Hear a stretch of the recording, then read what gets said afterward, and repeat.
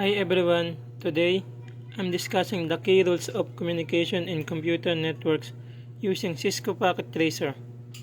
These rules ensure data travels reliably and efficiently. We cover 5 main concepts. 1. Message encoding. 2. Message formatting and encapsulation. 3. Message size. 4. Message timing. 5. Message delivery option. I explain each one and demonstrate it in a packet tracer. Let's dive in. Okay, what is message encoding? In simple terms, it's the process of turning data, like text, image, or commands, into a format that can travel over a network. For example, when you type a message on one computer and send it to another, the computer converts it into a binary code, 0 and 1s, and then into electrical or light signals. This ensures the data can be transmitted reliably. Real-life word example, think of it like translating English into Morse code for a telegraph. In a network protocols like Ethernet handle this encoding. In this video, we can see message encoding in action. Imagine a PC on a local area network want to ping a smartphone from another LAN. The ping is a simple message like, "Are you there?" in a binary code. Here is how it travels and how message encoding plays a role at each step. Throughout this path, a message encoding ensures the data is in the right format for each medium. Electrical for cables, radio for air. Without proper encoding, the message could travel or be understood.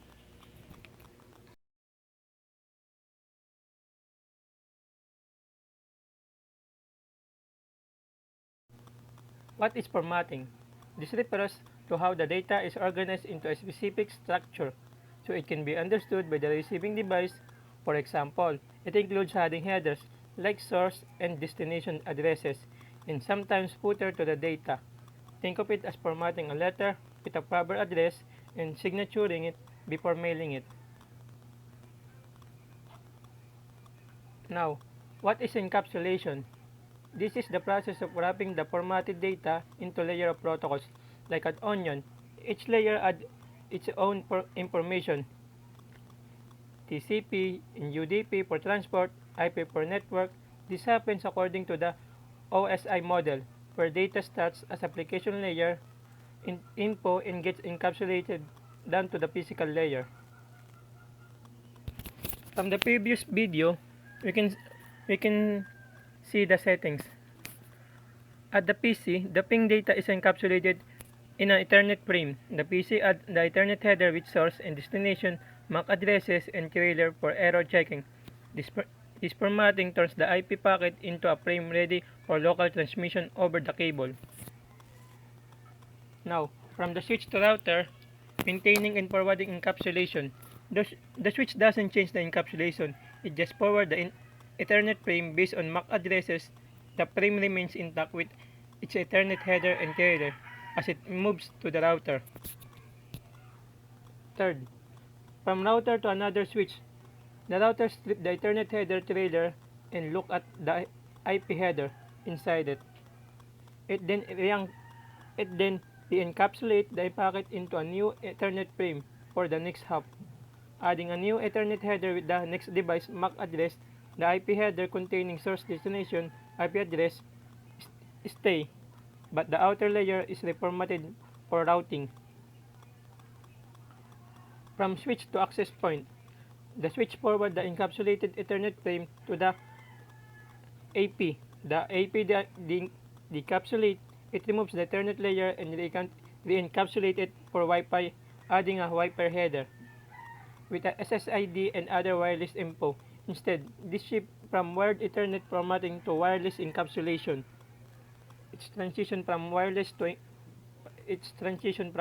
Ethernet to wireless encapsulation.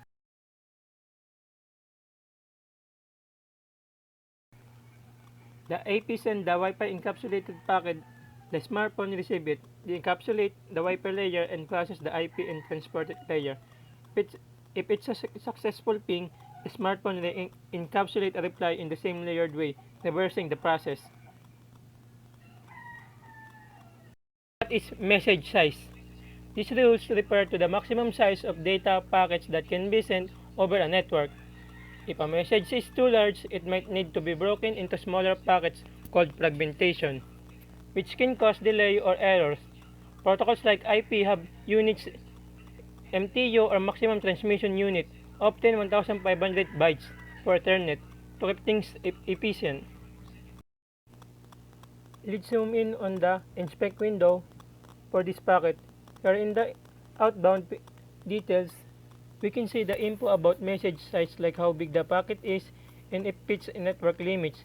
Message size keeps network efficient by setting limits and handling big data. In our ring path, this rule shine at the router and wireless device like Wi-Fi.